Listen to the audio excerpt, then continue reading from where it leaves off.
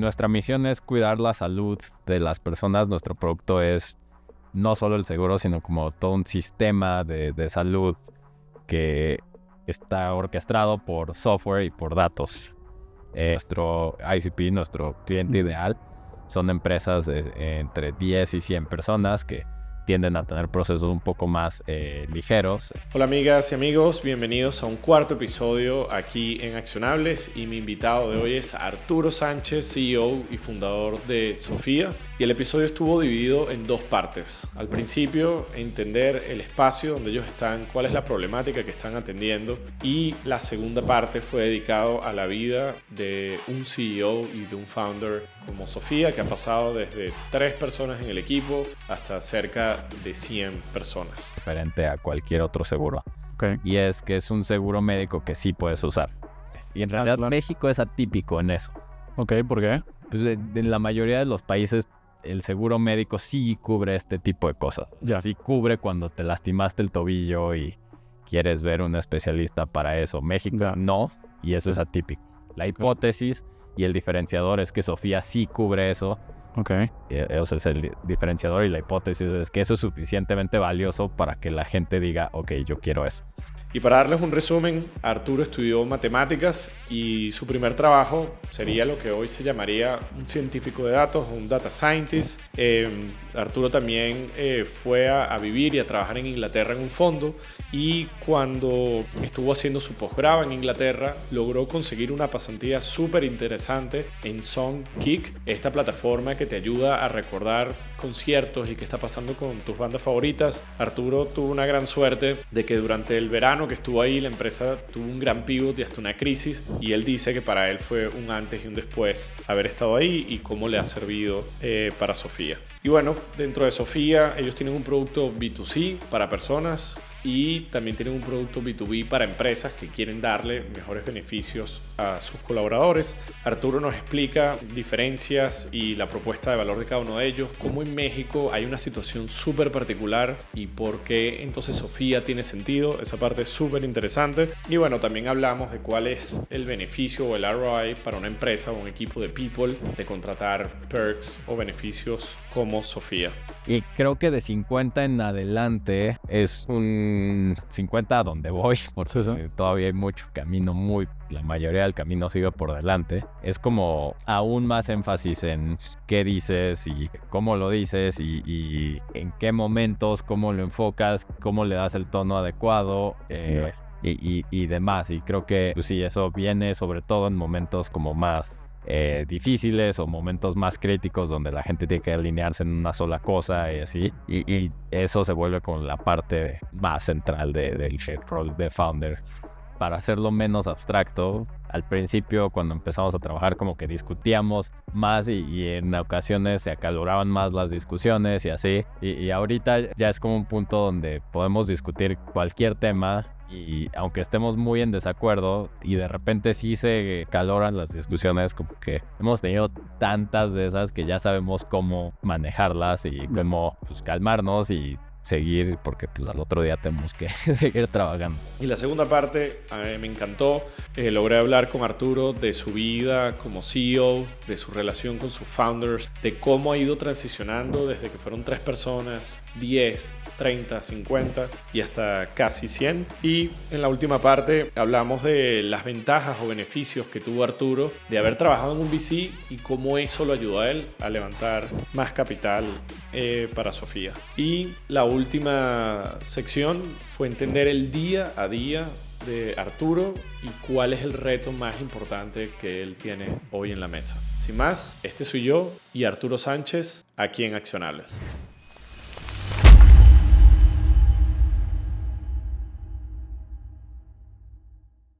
Bueno, Arturo, bienvenido por acá a Accionables y a 1111 Estudios aquí en Polanco, que nos están prestando las instalaciones para grabar este episodio el día de hoy. Y bueno, de una vez quería que empezáramos contándonos cuál fue ese día cero para ti como emprendedor en Sofía. ¿Qué estabas haciendo y cómo llegó esa idea a tu cabeza? Sí, hay días cero y hay días antes que cero. Ok. Porque el proceso de empezar Sofía somos 3 fundadores y hubo varios meses donde yo estaba viviendo en Inglaterra y mis dos co-founders estaban en Estados Unidos.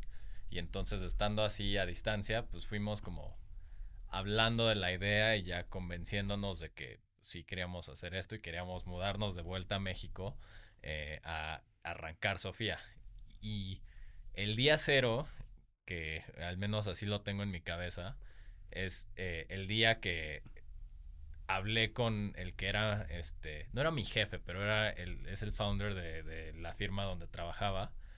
Tuve una conversación con él y como que ese día fue el día que dije, ok, ya es real. Y creo que en particular fue así porque pues, cuando le dices a alguien en tu trabajo que pues ya te vas a ir y que vas a renunciar y vas a hacer otra cosa, normalmente pues es esa la conversación.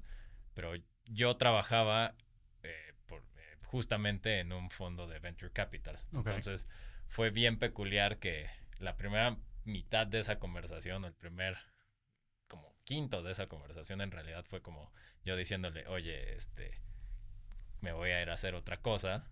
Y el resto de esa conversación fue mi primer pitch. Y pues resulta que de esta persona, mi ex jefe, pues es un inversionista muy picudo. O sea, es alguien que está en el Midas List y estas cosas de los VCs.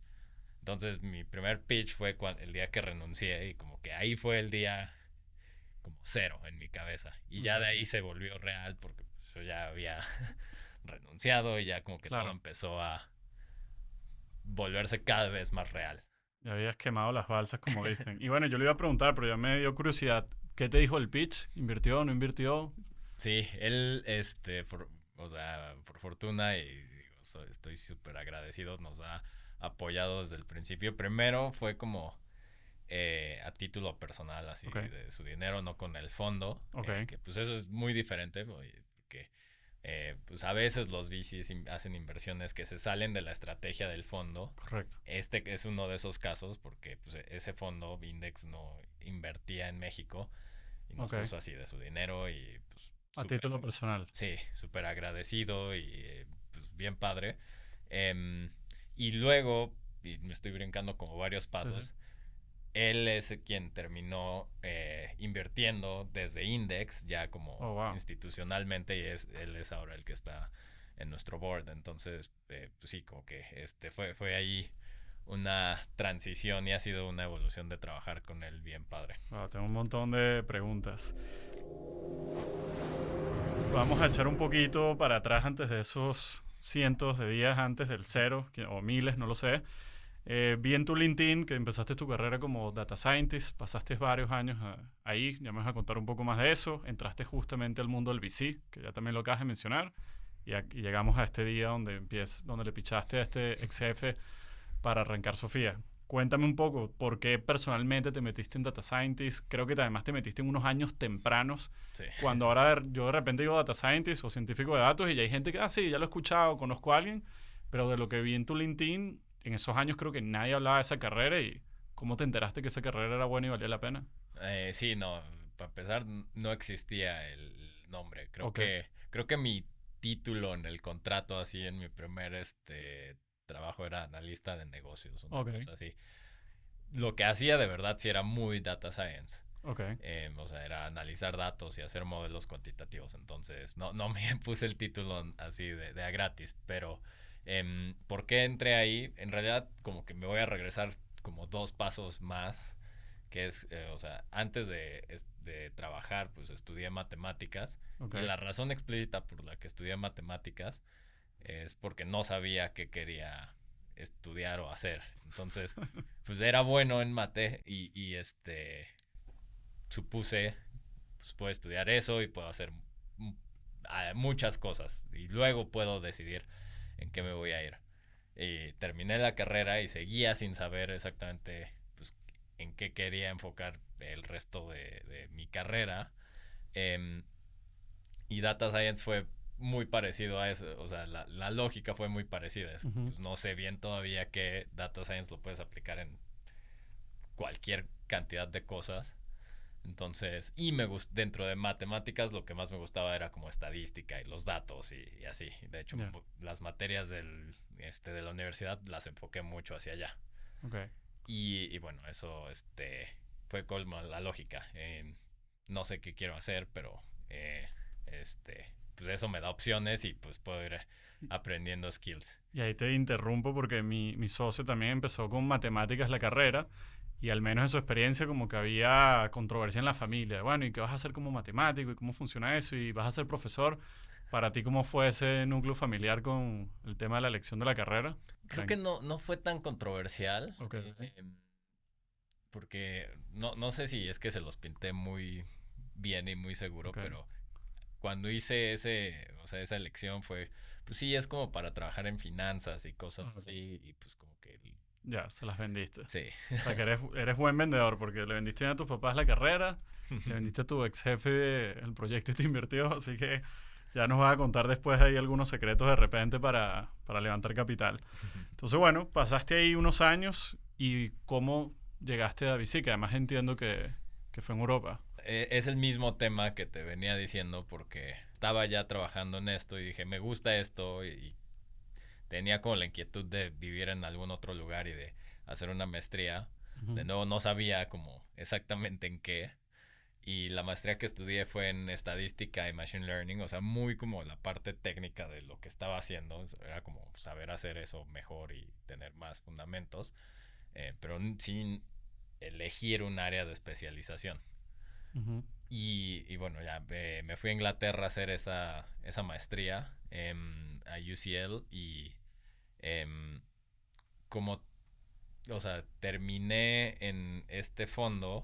No fue enteramente aleatorio, pero fue como muy poco lineal. Ok, ok. Después de la maestría, ahí te va como llegué.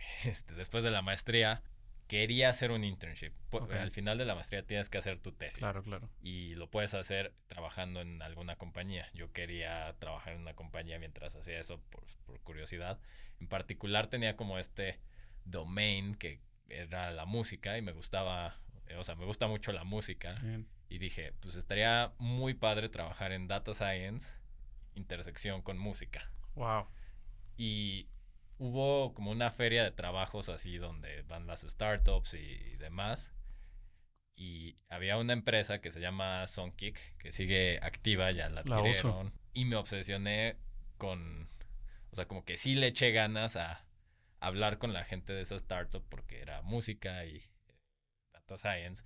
Y hablé con las otras dos que eran música y data science y como que quise hablar así.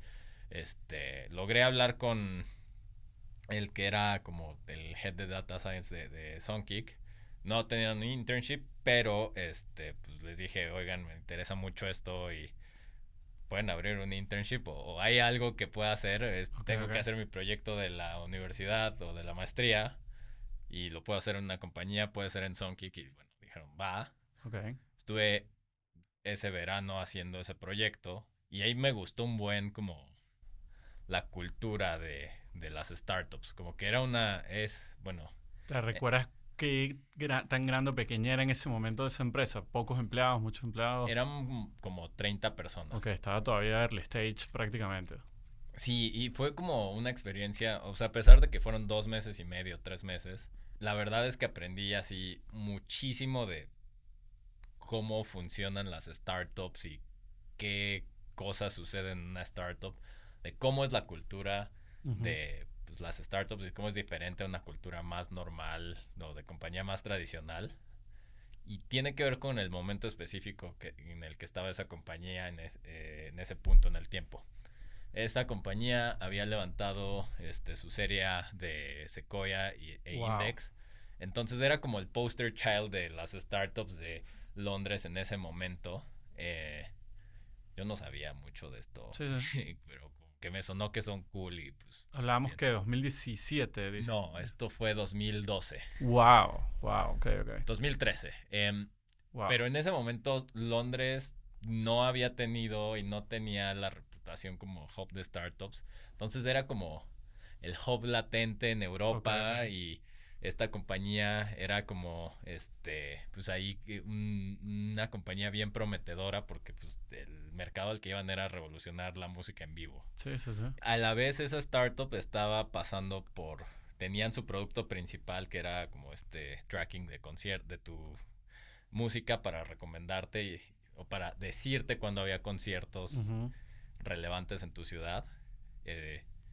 Pero estaban experimentando con esta cosa que era como un Kickstarter para conciertos, es decir, que podías pool your money como usuario y traer a un artista, que es una idea que se me sigue haciendo increíble. Sí. Y eso estaba teniendo tracción, pero tenían su producto principal. Y por azares del destino me tocó estar ahí cuando tuvieron que decir, no, o sea, esto es otro negocio, esto es otra identidad. Vamos a tener que frenar este experimento y seguir concentrándonos en el producto principal. Como que en ese momento lo vi y lo viví y como que no, o sea, pues no lo internalicé o no sé si internalicé, pero bueno, me tocó estar ahí. Incluyendo que post-board meeting, pues uno de los board members habló a todo el equipo y nos dijo cosas y así. Y creo que, o sea, estoy clavándome tanto en esto porque hoy, más de 10 años después, y a pesar de que fueron 2-3 meses y que yo era como el intern, así que pues mucha gente no sabía qué estaba haciendo, creo que aprendí un montonal de como todas esas experiencias y ver pues cómo los founders tuvieron que comunicar eso al equipo, decir, tenemos que enfocarnos acá, cómo tuvieron que realocar recursos, reacomodar los equipos para reenfocarse en el producto principal. Y, o sea, en retrospectiva es como un momento ahí de aprendizaje súper valioso. Total. Que pues fue muy por azares ahí del destino. No, total. Y qué cool, es una empresa que además sigue viva, que ya sabemos que es un reto que las empresas sigan vivas. Ese feature original sigue existiendo, a mí siguen llegando recomendaciones de bandas que siguen la plataforma. Y también fanático, te digo, pudiéramos hacer todo el episodio sin problema de cómo aprovechar el tech y los procesos de growth para la música, que creo que falta una disrupción enorme ahí, especialmente en temas de royalty. Estoy como emocionado con todo lo que viene con todo el tema de los tokens, NFTs y cómo los artistas están buscando financiarse de otra manera.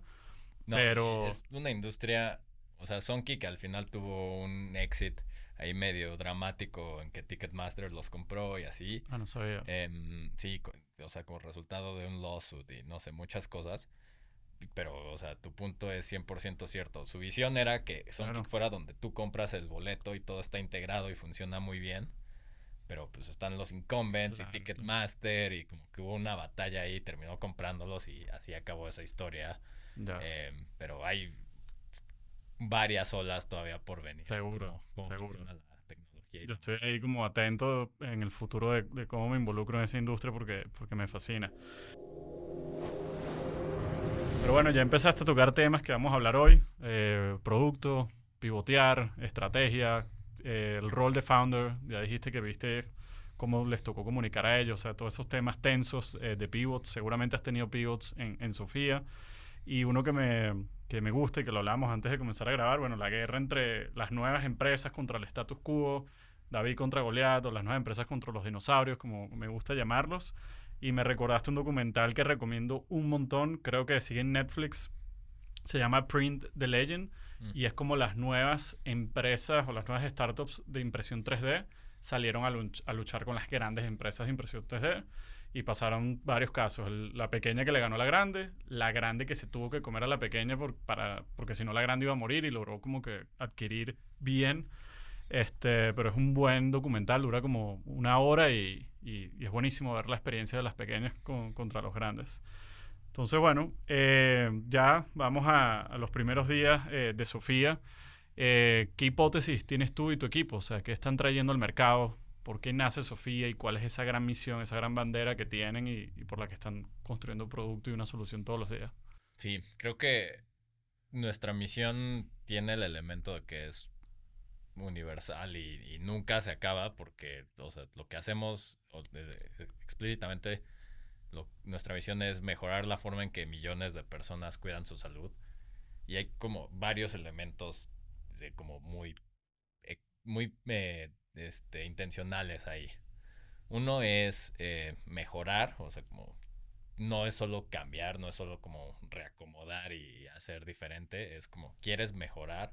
¿Y qué quieres mejorar? Es no es cómo compran un seguro, no es Ok, cómo van al doctor, o sea, es más amplio que eso, es cómo cuidan su salud. ok.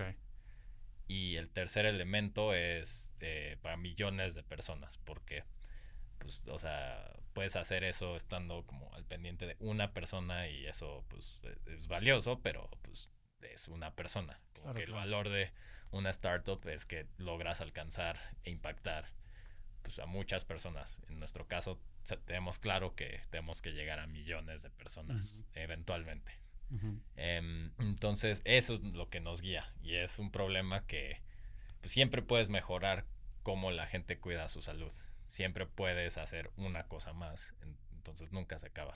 Buenísimo. Y entonces hoy, ¿cómo se traduce eso al producto que alguien entra ahorita a la página de sofiasalud.com o va a las redes o quiere saber qué es lo que ustedes están trayendo a la mesa? ¿Cómo nos los puedes describir? Sí, tal vez en la forma de ir a ese punto es con el diferenciador, con Ok, qué hace Sofía diferente a cualquier otro seguro. ok, Y es que es un seguro médico que sí puedes usar. ok. Es decir, y aquí me doy 2 pasos para atrás para contar un poco del contexto y de cómo lo vemos nosotros.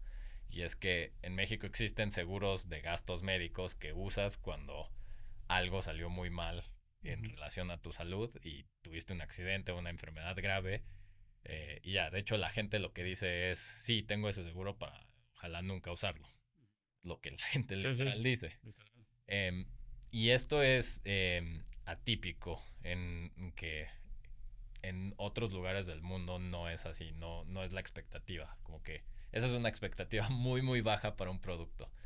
Y en otros lugares, y justo a nosotros, a los 3 founders, nos tocó vivir diferentes sabores de esto, pero en otros lugares tu seguro médico es lo que usas para ver un especialista. Yo me acuerdo, me lastimé el tobillo estando allá en Ujú. Inglaterra corriendo y que el seguro pues era burocrático en que tenía que hablar a un número y me tenían que hacer un triage para decirme puedes ir a esta clínica para que te revisen y ya fui como que me hicieron unas pruebas de cómo corro y cosas. Ujú. Em, y todo lo pagó el seguro, yo no pagué nada. Y pues fue como muy natural. Y eso en contraste con este statement de que la gente hace de tengo el seguro para nunca usarlo, es muy choqueante. Y en Claro, realidad claro. México es atípico en eso. Ok, ¿por qué? Pues en la mayoría de los países el seguro médico sí cubre este tipo de cosas. O sea, Ya, sí cubre cuando te lastimaste el tobillo y quieres ver un especialista para eso. México ya. no, y Ok, eso es atípico. La ok, hipótesis y el diferenciador es que Sofía sí cubre eso. ok. O sea, es el diferenciador y la hipótesis es que eso es suficientemente valioso para que la gente diga, ok, yo quiero eso. Ok. De hecho, te digo, antes de conocerte, yo cuando me hice usuario de Sofía, que sigo siendo, tengo mi seguro de gastos mayores porque soy extranjero acá en México, me tocó conocer como estas reglas distintas del juego y justamente, o sea, trato de hacer deporte y un deporte que me gusta mucho es el tenis, donde es propenso a lesiones de muñecas, de Codo. codo, en los pies, o sea, un montón de cosas que vas a necesitar, no sé, fisioterapeuta. Y resulta que fue como mi visión. Me dijo, mira, si Sofía me va a ayudar con los gastos menores, yo sé que es altamente, o sea, si estoy jugando mucho tenis, es altamente probable que voy a necesitar fisioterapia en alguna otra manera. Después me sirvió con una alergia que una vez tuve en un ojo también. Y ya como otros 2 o 3 casos pequeños donde lo mismo, no me preocupaban demasiado, que es lo que tú mismo decías. Yo no quiero decir, wow, qué maravilla, me pasó algo malo y Sí. aproveché el dinero seguro. No, pero sí es normal que voy a tener pequeños problemas en mi cuerpo, en mi Sí. salud, por así decirlo.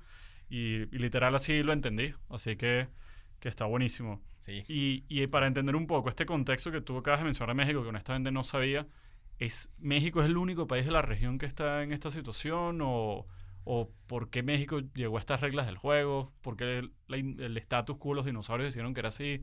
Cada país es bien idiosincrático Ok, y en cada país es ligeramente distinto. Por ejemplo, en Colombia pues, los seguros médicos funcionan súper bien y hay ok, como toda una infraestructura y ahí es porque el gobierno como que diseñó el sistema para que los jugadores o seguros tuvieran ese papel en el ecosistema. Em, Brasil se parece un poco más a México en que pues, hay sistema público y sistema privado y son medios separados. Y creo que no son los dinosaurios quienes deciden esto. Ellos, Ok, o sea, como que se han acomodado entre eso. Es mucho el el gobierno. gobierno. Y eso tiene que ver con que pues el problema que estamos atacando es un problema como a nivel social. O sea, Wow. como que el gobierno decide y se mete como a influir cómo funcionan estas cosas. Y por eso en cada país es distinto. Ya. México pues, resulta ser uno donde se juntan varias cosas. O sea, hay un montón de personas creando pues, un mercado súper grande. Ujú. Y este problema está probablemente en el peor estado de solución. Es decir, Colombia creo que es un mercado un poco, o sea, es menos atractivo para nosotros porque allá funciona relativamente mejor Ya. que en México este tema. Ok. Entonces, como que haciendo ese análisis de cómo están los países de Ujú. Latinoamérica, qué tan bien funciona, qué tan grande es el mercado. México sale súper bien es un mercado enorme y Sí, funciona muy mal. claro, el pain es mayor. Perfecto. Entonces, bueno, ahorita hablamos de repente de un caso personal. Para los que saben de terminologías ya de tu producto B2C, cuéntame de la gran apuesta que tienen con Sofía Business. Lo he estado viendo en publicidad, lo he estado viendo en LinkedIn. Sé que hicieron un evento de lanzamiento este año. Ahora, ¿cuál es la hipótesis de ese sector que está trayendo Sofía a la mesa para las empresas y las startups? Sí, creo que es como una versión un poquito más específica de esa hipótesis de que, a ver, tener este valor es suficiente para que la gente lo quiera. Ujú. Esto es las empresas que se preocupan por sus equipos encuentran mucho valor en dar este beneficio de cuidado de la salud completo porque la gente sí lo va a usar y ese es un valor diferenciado comparado con lo que da un incumbent. Ujú. Eh, Hasta ahora hemos visto que la gente sí valora mucho eso porque la forma en la que se lo planteamos a nuestros clientes de Sofía Business es este es un seguro médico que tu equipo sí va a usar. Ya. Y tenemos dashboards donde enseñamos eh, a los administradores de recursos humanos cuánto usan sus equipos Sofía y siempre Qué quedan bien. como, wow, sí, o sea, esto es otra cosa que el seguro que teníamos antes. Claro, claro, porque además me imagino que si una empresa, acabas de decir algo, las empresas que se preocupen por sus empleados, sus colaboradores, si una empresa no está ayudando a su equipo, bueno, al final esa persona de su propio salario va a tener que cubrir esos costos o su propio seguro. Sí me da curiosidad ese statement fuerte que tienes, este es el seguro que la gente sí usa. Em, ¿Cómo, ahora de repente pensando aquí como un inversionista, entiendo que en el tema de seguro, y me corriges por favor para que nos expliques aquí a Ujú. todos, es como un sistema colectivo donde entonces todos pagamos el seguro y entonces un grupo financia al otro. Como el grupo Sí. de algo así entiendo y hay un tema de loss ratio y cosas por el estilo. ¿Cómo entonces convenciste a CASEC y a grandes inversionistas a que te apoyen?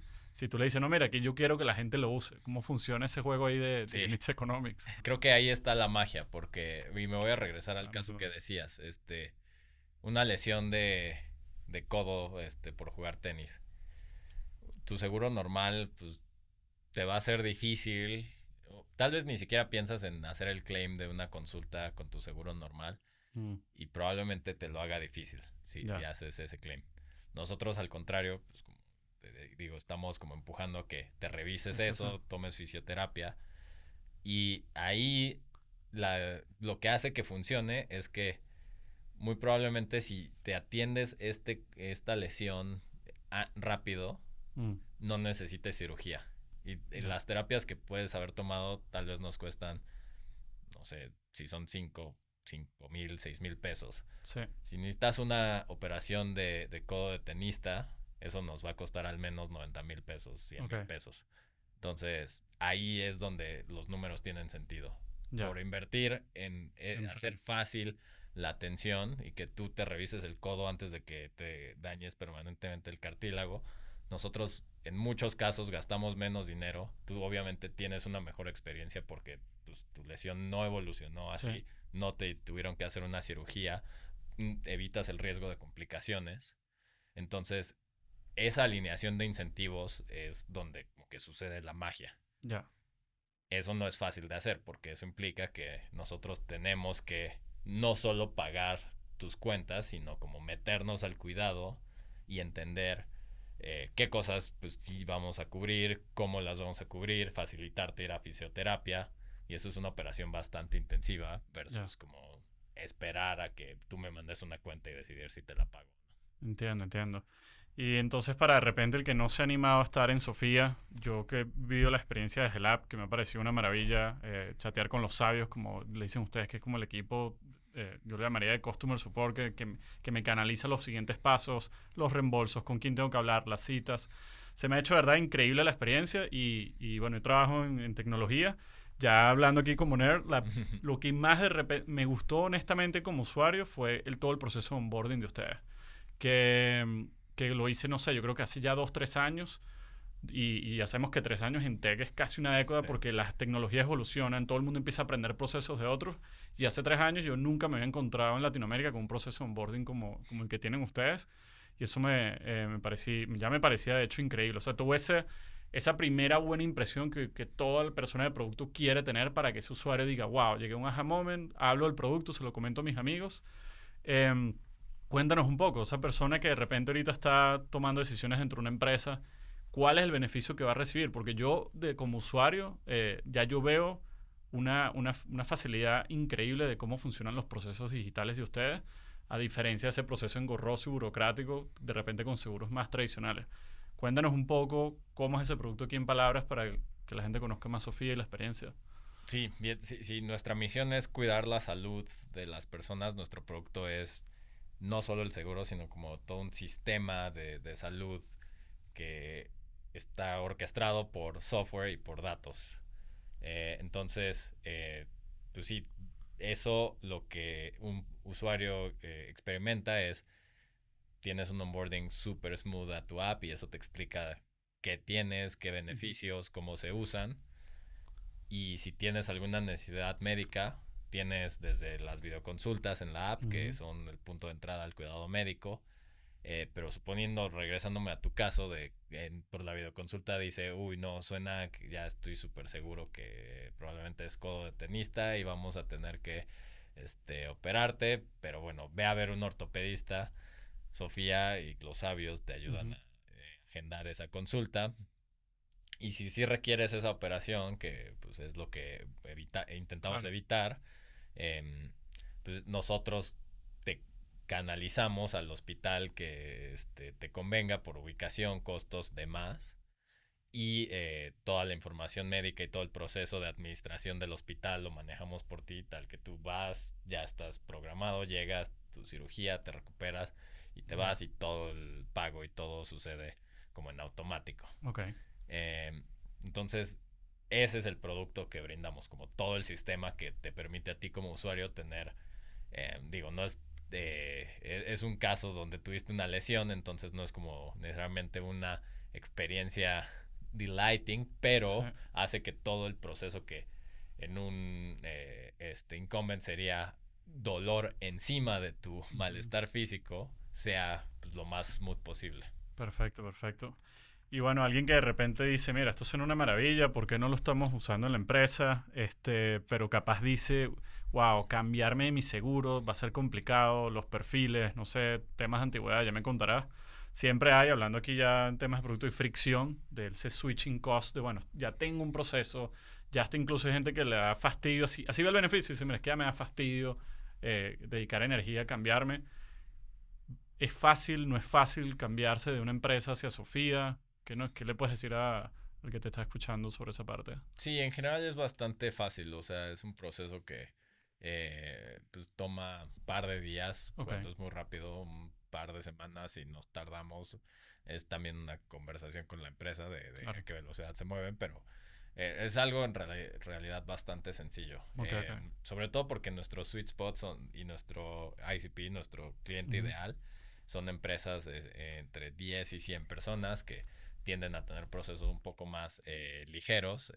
Me imagino que si fuéramos a venderle ahorita a FEMSA, pues probablemente ese proceso no va a tomar 1 o 2 semanas. Es un proceso bastante más complicado, pero con nuestros clientes en los que nos enfocamos y en los que buscamos adquirir, es bastante smooth. Y creo que una vez que pues ya pasas este proceso de switch, el valor es súper percibido y pues ya las empresas tienden a quedarse muchísimo. Dijiste valor y esa era mi siguiente pregunta para cerrar esta primera parte del producto en Sofía. Yo me imagino que hay distintos tomadores de decisiones cuando llega Sofía a la mesa, cuando se va a evaluar dentro de los equipos, etcétera. Está de repente la persona que toma decisiones y que genuinamente se interesa por el cuidado de su equipo. Quiere ver cómo los hace más felices, quiere ver cómo les brinda el mejor ambiente posible en su trabajo, y está buscando perks, está buscando beneficios. Ese está completamente on board de la decisión. De repente esa persona tiene que salir a convencer el que maneja la finanza y el que dice, ok, hago o no hago esta, vamos a llamarla inversión. Porque de repente esa persona dice, mira, no es problema mío, es esa área que tú estás llevando, mi problema son las finanzas de la empresa que necesito que estén en verde. ¿Qué le dicen ustedes a las empresas que no han pensado en esto como algo que les va a dar ROI, de alguna manera, o retorno, poner ese dinero ahí, en vez de ponerlo en, vamos a comprar una chamarra para el equipo, vamos a darles un viaje, guardémonos ese dinero y que sea profit de la empresa? O sea, ahí deben haber 1000 factores a la hora de, hago o no hago esta inversión o este gasto. A ver, ¿qué beneficios has visto tú de este gasto o esta inversión? Porque habrá gente que lo ve como gasto, hay gente que lo ve como inversión. Sí, creo que es pues ahí es una cuestión de intentar cambiar el mindset de esta persona y demostrar con la data que tenemos, pues el tiempo que la gente se ahorra en vez de pedir un día off para ir al doctor, pues tienes una videoconsulta, entonces es pues muy rápido. De hecho, nos llega a pasar que alguno de nuestros clientes han establecido internamente, sin que nosotros empujemos eso, que para poder tomarte un día off, como que tienes que mostrar, porque estás enfermo, tienes que mostrar que tuviste tu videoconsulta con Sofía. Porque pues ya como que te digo, sí, el doctor te recetó esto. Entonces, ese es como el punto como de ROI muy, muy claro. Y luego depende de en qué estatus está la compañía. Es decir, si tiene ya un seguro, pues como que ya tienen allocated ese presupuesto. Y Sofía no es realmente más costoso que otro seguro pues de un incumbent. Buen punto. Entonces, pues esa conversación es muy sencilla.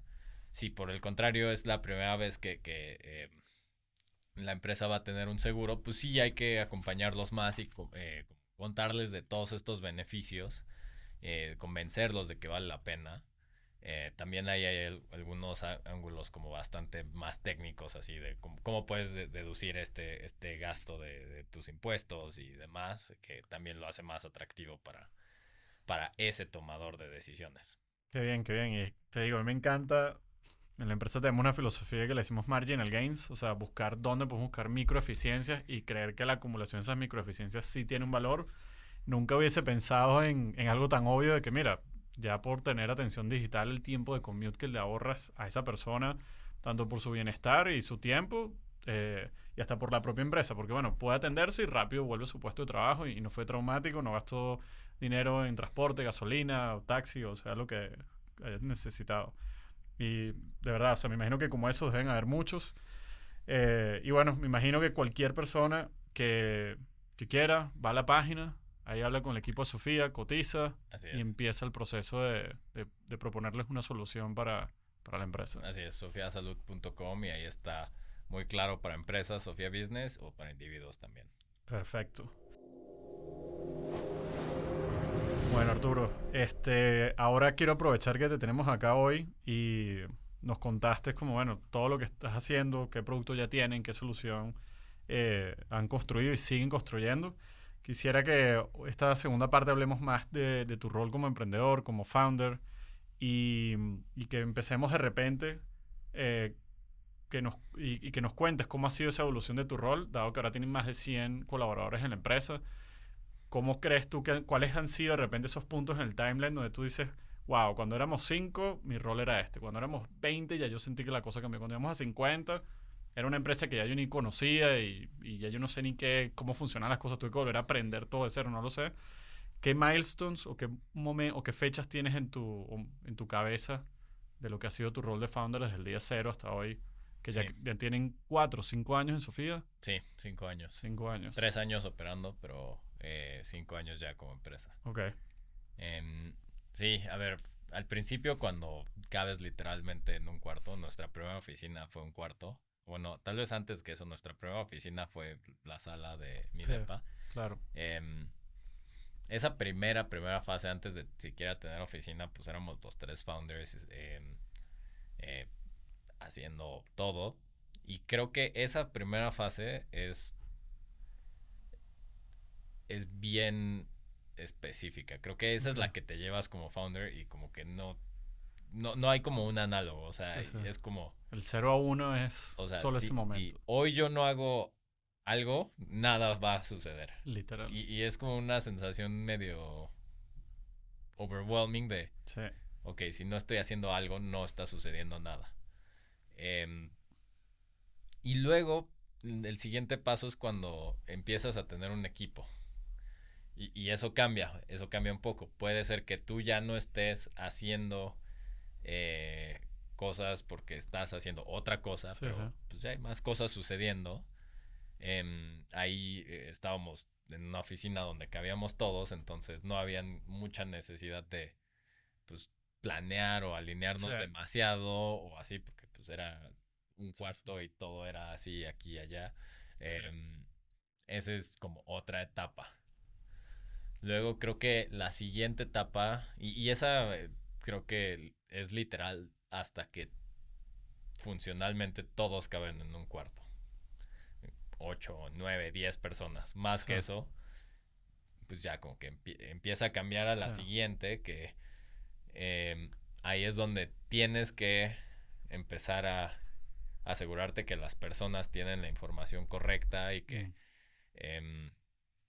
están trabajando en cosas que funcionan con el resto de las otras cosas que están trabajando los demás. Pero creo que el cambio grande ahí es como que tu trabajo no es solo como hacer, sino hacer que las personas tengan la información correcta y demás. Y creo que eso escala, o al menos en nuestro caso escaló como hasta 25, 30 personas. Y también en nuestro caso fue más o menos en ese momento que llegó la pandemia. Entonces pasamos de tener una oficina con alrededor de 25 personas, 25, 30 personas, vamos a trabajar remoto. Y fue como un cambio doble ahí, porque Claro. pues, seguimos creciendo el equipo, pero ya era todo full remote. Entonces empezó a entrar gente a la compañía que nunca conocimos en persona. Claro. Y eso es ya como otra dinámica. Y creo que no sé si es solo la escala o el cambio a ser como muy remote, pero creo que a partir de ahí ya fue como una cosa muy de... parte importante del trabajo como líder y como founder es qué dices, qué mensajes comunicas, cómo lo haces, mucho de más táctico de alinear y de que planear y de poner objetivos, empezar a diseñar metodologías de OKRs y estas cosas. Bueno, no diseñar, adoptar. Sí. Porque pues sí, ya con 30, 40 personas, puede ser que un equipo esté trabajando en algo que no es compatible con esta otra cosa y así. Y creo que de 50 en adelante es bueno, a 50 a donde voy, porque todavía hay mucho camino, la mayoría del camino sigue por delante.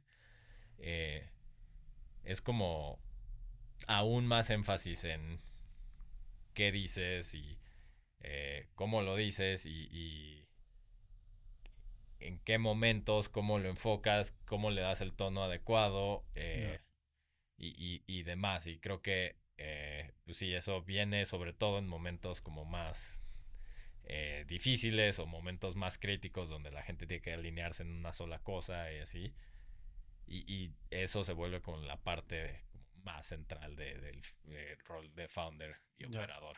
O sea, un montón, por lo que escucho, un montón de habilidades sociales o habilidades blandas o soft skills, como le dicen.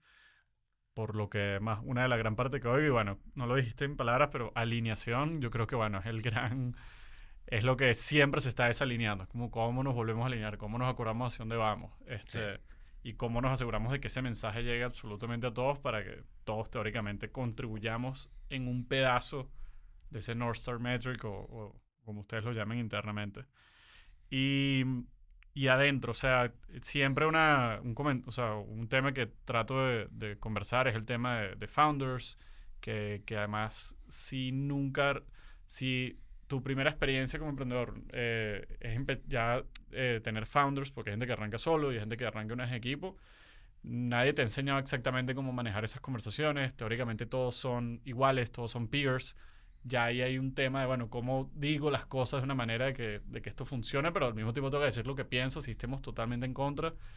¿Alguna lección ahí en personal o, no sé, alguna regla que ustedes tengan para que esta relación sobreviva al tiempo? Porque hay tanto estrés en ese equipo fundador que además es muy fácil que hay un día que alguien pierda los tapones, dice algo de más, tumba los puentes y ya se dañó la relación. ¿Cómo han logrado que esa liga, me imagino que se ha estirado, se ha encogido, pero no se ha roto?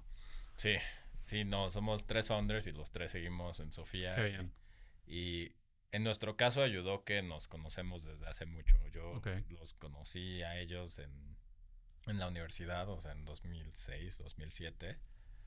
Y ellos, mis 2 co-founders se conocen desde antes, desde la secundaria, algo así. Yeah. Entonces, pues ya nos conocíamos bastante. Ahora nos conocemos mucho, mucho más. Porque pues sí, pasamos mucho, mucho tiempo trabajando juntos y discutiendo cosas y viviendo bajo estrés. Y creo que la clave es como, bueno, no sé si es la clave, Sí, pero lo que les ha servido. es bien importante como entender y hacer como metacognition, como saber que hay cosas de la otra persona que te van a irritar. Ok. Y así es, o sea, y eso pasa en cualquier relación humana. Sí. Eh, y poder aceptar esas sin ignorarlas, o sea, como Aceptarlas. aceptarlas, saber que están ahí, no fingir que no están, eh, y saber cómo manejarlas. Creo que Yeah. para hacerlo menos abstracto, al principio cuando empezamos a trabajar como que discutíamos más y en ocasiones se acaloraban más las discusiones y así. Y ahorita ya es como un punto donde podemos discutir cualquier tema y aunque estemos muy en desacuerdo y de repente sí se acaloran las discusiones, como que hemos tenido tantas de esas que ya sabemos cómo manejarlas y cómo pues calmarnos y seguir porque pues al otro día tenemos que seguir trabajando. Claro, claro. Buenísimo, buenísimo. Sí, creo que clave y funciona hasta para relaciones de roommates, relaciones de pareja amorosa, amistades, lo que sea, porque es mentira que el match es total y que a mí me encanta absolutamente todo de una persona y además que tú dijiste algo que ya se conocían, pero ahora se conocen más porque siempre hay un matiz nuevo de un color que yo no había visto completo. Mira, ya te vi cuando eres gris, pero ahora te vi un gris más oscuro que no te había visto y bueno, eso solamente lo lleva el tiempo. Pero sí creo que es demasiado importante, sobre todo cuando arrancan relaciones así de amigos, entender que no se pueden tomar los puentes. O sea, mira, tienen que haber límites, que si no, oye, qué lástima que por un negocio vamos a perder una amistad de 5, 10, hasta 15 años. Y, y tú como founder, y nos contaste al principio que, bueno, pasaste por VC 4 años, si no me equivoco. 3 años y medio por ahí. ¿Te dio ventajas, no te dio ventaja al momento de ir a levantar capital? ¿Qué nos puedes contar ahí de eso? Sí, o sea, mentiría si dijera que no. Okay. O sea, la verdad es que creo que la ventaja grande es entender cómo funciona. Okay. Y cada vez es más accesible en el sentido de que hay más recursos y como que hay más material de cómo funciona ese mundo de levantar capital. Entonces, como entender eso y en una buena medida tenerlo internalizado a que, pues así pienso yo muchas cosas, es una ventaja pues bien importante. Creo que estoy hablando como en específico de pues, cómo entender el levantamiento de capital, que eso por sí mismo es una decisión y que no es blanco-negro, como que tiene pros y contras y así. Entonces no quiero como idealizar todos los emprendedores tienen que poner hasta arriba de su lista saber cómo levantar capital, ¿no? O sea, de fondo lo que tenemos que hacer los emprendedores es hacer productos que la gente quiera y a veces el capital es una gran herramienta para hacer eso, a veces no. Ok. Y esa parte o sea, levantamiento de capital, si ya llevas 5 años en este proceso, asumo que has pasado por distintos momentos de levantamiento. En los últimos 2 años hubo como eventos de escepticismo hacia el VC. No sé, pasó toda la crisis de cripto. Después muchas empresas que hicieron IPO, las valoraciones se desaparecieron. Sí. Algunas siguen sólidas ahí. Airbnb acá anunció hace poco que ya por fin son rentables después de 11 años, ya no sé ni cuántos. ¿Qué has visto tú, o sea, en estos últimos 5 años? Porque creo que sí han cambiado las cosas. Creo que hasta cada 12, 16 meses los VC juegan distintos, piden otros units economics, juegan, creo que se han vuelto, diría yo, más expertos en entender la cosa a un nivel más profundo de qué está pasando dentro de la empresa y no solo de repente evaluarla por la parte de arriba. Ahora se habla mucho de que no, ahora todos tienen que mostrar un path de profitability, si no, no le vamos a dar dinero. ¿Qué escuchas tú acá en México cuando sales a buscar capital dentro y fuera de México? Sí, a ver, creo que hay como varias formas de ver esto, pero como sea que llegues a este tema, o sea, es una realidad que hoy es bastante más difícil levantar capital que hace 3 años. Okay. 2021 fue el año donde la cosa se puso muy loca. Que creo que pues, algunos emprendedores levantaron mucho capital y eso tiene sus desventajas, pero pues también tienen el capital. Entonces, no hay una... nada es blanco o negro, como que todo tiene pros y contras. Hoy es bastante más difícil. Creo que hay sectores que son pues, más castigados que otros. En particular, el nuestro es un sector que, pues, el sector de seguros es uno que ha sido como castigado. Entonces creo que yo he notado bastante más escepticismo en eso. Pero bueno, por fortuna estamos en una buena posición con el tema del levantamiento de capital y demás. Pero bueno, eso, sí, hoy creo que un emprendedor debe tomar, pues con mucho respeto el tema de cuánto capital va a necesitar y cuánto, cómo pensar ese levantamiento, qué probabilidades le pone dentro de sus planes y demás. Tal vez, si fue en forma de consejo, yo diría, ponte en una posición que el capital sea una opción que te permite acelerar. Okay. Que no sea algo que necesites para lograr tus planes. Y esa posición es lo que va a hacer que, paradójicamente, los inversionistas quieran darte más capital. Claro. Perfecto. Y bueno, hoy por hoy, ya nos contaste un poco de los milestones que has tenido personalmente en tu evolución de CEO. Hoy por hoy, ¿cómo es tu día a día entonces? O sea, ¿en qué te estás enfocando? ¿Cuál es ese reto que en lo que salgas de acá, abres el Slack, abres el email y, wow, ¿verdad que estoy trabajando en esto? Tengo toda esta visión, no sé, para antes que se acabe el año. ¿Qué te quita el sueño? Y digo aquí entre comillas, ahorita. Sofía está en una fase como padre porque ya no es una cosa la que me quita el sueño. Y por ahí alguna vez, hace unos meses, vi un tweet algo así como que a startup without a product market fit wants only one thing. A startup with product market fit wants 1,000 things. Y eso, o sea, creo que captura algo muy, muy cierto del mundo de las startups. Como que hace 18 meses mi único foco era cómo crezco y cómo crecemos y cómo hacemos que esto escale. Hoy crecer siempre es una cosa, crecer es la razón de ser de las startups, es fundamental, así Claro. central. Pero bueno, en Sofía eso ya está funcionando, ya tenemos un motor ahí que nos permite traer decenas de nuevos clientes de empresas cada mes, entonces ya está ahí, hay que echar, no, I don't take it for granted, hay que Claro. poner muchas ganas y que siga funcionando, pero ahora también tengo que ver en nuestro negocio el tema como de el riesgo y cómo el capital juega con eso y mantener que eso esté bajo control y como que esté bien encaminado. Y también ya somos 120 personas en el equipo, entonces pues Claro. manejar una operación de 120 personas pues tiene sus propios retos. Y queremos hacer un montón de cosas nuevas en producto. Ya. Y ya empezamos a tener data suficientemente grande e interesante para empezar como a ver qué cosas hacemos de data que luego metemos al producto y cómo eso funciona. Y también está el tema, pues somos una aseguradora, tenemos que operar todas las cosas de la regulación. Claro. Entonces, digo, es un punto padre de Sofía porque pues hay que, el reto principal es balancear todas estas cosas y que todas funcionen y que todas estén alineadas en Ujú. cómo las estamos pensando para poder seguir creciendo. Claro. Entonces, creo que es padre y pues, considero como un privilegio que estemos teniendo ese reto porque pues ya tenemos el camino un poco más claro en términos como de crecimiento y así.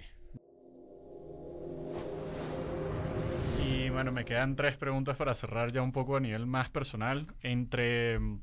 Una de las cosas que a veces me gusta preguntar es, o invitar a la gente a que reflexione de que no, de que hay que aprender a delegar, de que hay que aprender a entender dónde uno no es bueno por ahora y decir, mira, yo en verdad este rol o esta actividad que estoy haciendo no soy la ideal, yo debería soltar esto por más de que, no sé, yo quisiera estar pendiente de tal parte de la empresa. Tú ahí a nivel personal, ¿qué te has dado cuenta que has tenido que soltar, no sé, en los últimos 6 meses o recientemente hace un año y tuviste, mira, en verdad ya intenté y ya acepto que en esta área es mejor que yo, que la haga otra persona del equipo, para que la gente vea que un founder no es súper poderoso y que puede hacer absolutamente todo y salir a aprender y resolver, sino mira, parte de mi rol es ser humilde y decir, mira, esto es mejor que yo lo suelte, que yo no me enfoque en eso. Sí, creo que, digo, no es por echarme flores, pero si acaso yo tengo el problema contrario, o sea, como que muy temprano empecé a delegar mucho y creo que Ok. la verdad es que el equipo de Sofía puede operar así como sin que yo esté y todo va a seguir funcionando. Y eso, o sea, en buena parte o sea, son mis dos co-founders que ellos tienen una responsabilidad operativa pues bastante importante. Pero ellos también tienen dentro, o sea, bajo ellos pues equipos que pueden funcionar bien. Creo que la dirección en la que me he movido es, ok, pues ya puede como funcionar esto, pues como, o sea, no para siempre, pero Claro. pues no se rompe algo si no estoy Sí, sí. ahí. Entonces la decisión es dónde enfoco más mi tiempo Ujú. que tenga como mayor leverage. Claro. Y ahí como que el reto es un poco este el contrario en el sentido de pues ya tenemos gente talentosa que por ejemplo por poner algo en data a mí me gusta mucho ese tema y así y por más que yo quiera meterme a eso, pues el que lidera ese equipo va a estar más tiempo en eso. Entonces Ya. yo tengo que encontrar la forma de poder aportar ahí, eh, sabiendo que en realidad él va a estar pasando más de su tiempo ahí, eh, pero de una forma que sí añada Claro. valor, sin que, pues como que sea como el jefe que se aparece un día y dice, hagamos esto azul y lo hacemos sin ninguna razón. Sí, quitarle el ownership. Sí, no, y porque el equipo que está operando tiene todo el contexto, pero a la vez yo sí tengo más contexto del resto del equipo, entonces sí puedo aportar valor. Creo que es un reto diferente y pues que estoy como ahí llevando ahorita de cómo me meto en distintas cosas del negocio sin disrupt cómo ya funcionan, pero pues sabiendo que yo tengo el resto del contexto que puede aportar mucho ahí. Claro, casi que un rol le pondría 3 tags, advisor, coach o mentor, donde mira, yo te ayudo, te doy guidance, te doy insights, pero al final sigues siendo tú el owner que, oye, creería que es demasiado importante para que esas personas no se desmotiven de las decisiones que están tomando y que coincido contigo, o sea, al final ese deep work o esa cantidad de tiempo alocada a algo sin de repente ser la persona con más experiencia, más habilidosa, paga. O sea, pensar tanto en un problema y por tanto tiempo tiene un resultado muy, muy importante. Y bueno, las últimas dos, si estás tan ocupado, estás haciendo un millón de cosas, personalmente, ¿cuáles son tus reglas personales para tener algo de balance, si es que lo podemos decir así, cuando cierras esa computadora y no sé si de verdad te logras desconectar del Slack del celular, pero mira, ya yo personalmente, fuera de mi rol y mi identidad como emprendedor, yo soy un ser humano que necesito recargarme, necesito estar pendiente de mi salud, porque no sé si eres casa, herrero, cuchillo de palo, de que ofreces salud a los demás, pero no cuidas la tuya. ¿Tienes algo ahí, un ritual personal o hábitos que te gusta tratar de mantener para que tu mente y tu cuerpo siga funcionando para tu rol? Sí, no, creo que sí soy muy genuino en cómo, o sea, cómo en mi vida reflejo nuestra misión. Muy en particular, creo que es el tema del sueño. O sea, creo que dormir bien, y no es como preferencia personal nada más. O sea, creo que hay un montón de data y un montón de estudios que dormir bien es fundamental para que un ser humano esté funcionando a un alto nivel y para que esté saludable en el largo plazo también. Entonces soy bastante religioso con eso. O sea, como creo que si el trabajo se está poniendo tal que consistentemente no puedo dormir bien, eso es señal de que no estamos bien organizados. Porque pues, eso para mí y para cualquier persona creo que es la base de poder operar a un alto nivel. Entonces ese es como el primer boundary, así, esas 8 horas de tu sueño, si no las estoy pudiendo tener, algo está mal. Red flag. Sí. Y luego que también soy bastante disciplinado, pero pues eso sí es más fluido. Todos los días camino muchísimo. Siempre ando por ahí con mi perro y caminando, escuchando podcast o audiolibros o así.